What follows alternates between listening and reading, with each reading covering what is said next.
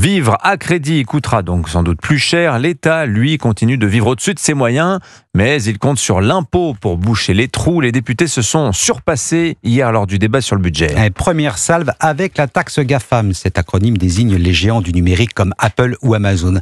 Pour eux, ce sera x2. Taxe portée de 3 à 6%. Les multinationales n'ont pas été épargnées avec une taxe massive sur leurs bénéfices, amendement adopté par la gauche et le Rassemblement national.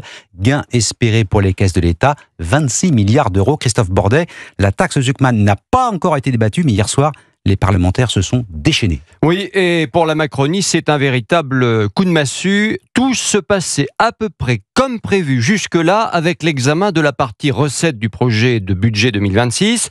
Renaissance, aidée par les Républicains et le Rassemblement national, avait plus ou moins réussi à contrer la rage taxatoire de la gauche. Mais hier soir, tout a déraillé, tout a basculé.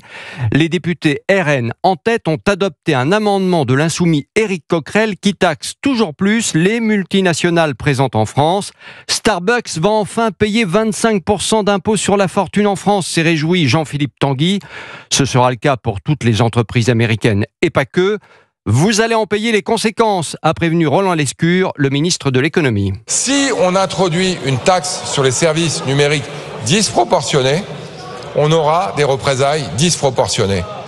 Et un certain nombre d'entre vous se retrouveront dans vos circonscriptions avec des producteurs de vins et spiritueux qui vous diront « mais non, mais on ne peut pas faire ça ».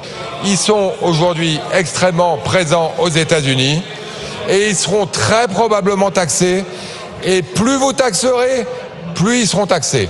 Alors problème, l'amendement adopté n'est pas complètement applicable avec les conventions internationales signées entre la France et ses partenaires commerciaux. Par ailleurs, les socialistes ayant voté pour, les discussions entamées avec Sébastien Lecornu pour éviter la censure se retrouvent plus que jamais fragilisées ce matin. Affaire à suivre. Christophe Bordet en direct.